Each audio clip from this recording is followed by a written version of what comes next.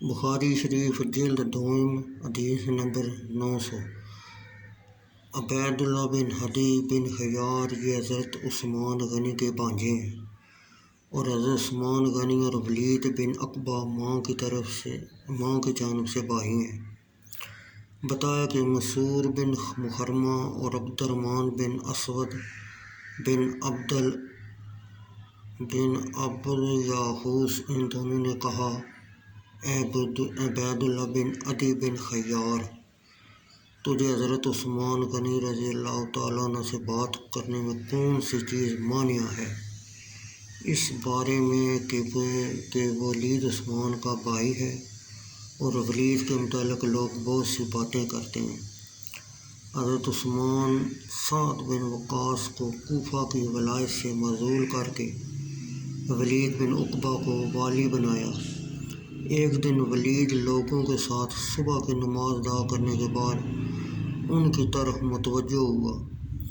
وہ شراب کی حالت میں تھا کہ میں صبح کی نماز میں 4 رکعت کا اضافہ کروں گا۔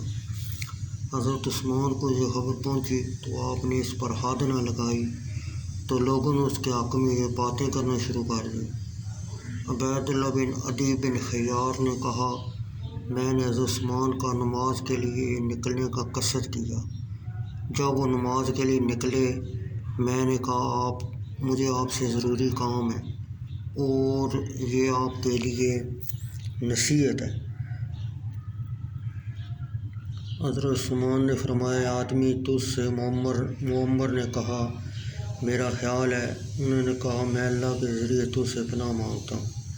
میں لوگوں کے پاس آیا تو اچانک حضرت عثمان رضی اللہ تعالیٰ عنہ کا قاصد آ گیا، تو میں حضرت عثمان کی خدمت میں حاضر ہو گیا۔ حضرت عثمان رضی اللہ تعالیٰ عنہ نے فرمایا، تمہاری نصیحت کیا ہے؟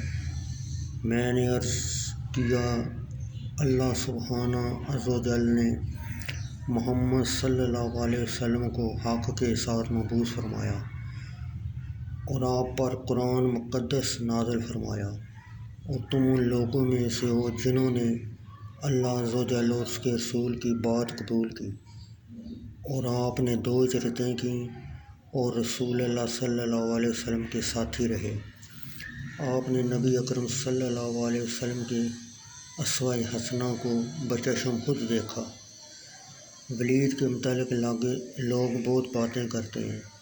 حضرت عثمان رضی اللہ تعالیٰ عنہ عبید اللہ بن عدی سے فرمایا، تم نے رسول اللہ صلی اللہ علیہ وسلم کو پایا ہے؟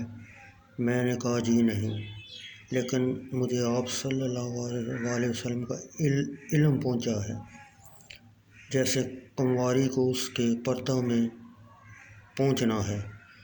مطلب یہ کہ نبی اکرم صلی اللہ علیہ وسلم کا علم مکتوم نہیں، اور نہ ہی کسی کے لیے خاص ہے، بلکہ عام ہے، حتیٰ کہ وہ قمواری کو اس کے گھر میں بھی پہنچ جاتا ہے، اور میری طرف پہنچنا بطریق اولیٰ ہے، کیونکہ میں اسی کا رئیس ہوں۔ اس کلام کے بعد انہوں نے کہا، بے شک اللہ عز و جل نے محمد صلی اللہ علیہ وسلم کو حق کے ساتھ مبعوث فرمایا، اور میں ان لوگوں میں سے ہوں جنہوں نے اللہ اور اس کے رسول کی بات کو قبول کیا،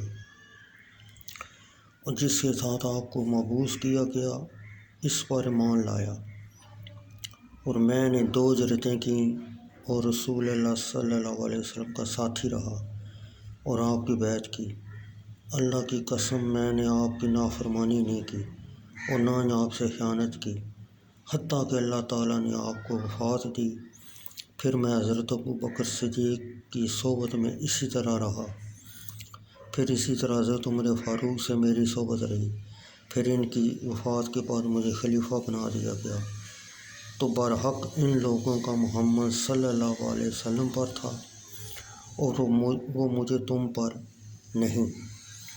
عبید اللہ عدی نے کہا، میں نے کہا، جی ہاں۔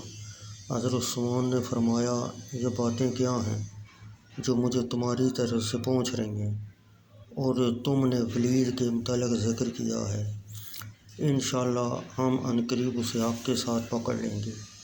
پھر حضرت عثمان رضی اللہ تعالیٰ عنہ نے حضرت علی مرتضیٰ رضی اللہ تعالیٰ عنہ کو بلایا اور ان کو حکم دیا کہ وہ ولید کو 80 کوڑے لگائیں، لہٰذا ولید کو 80 کوڑے مارے گئے۔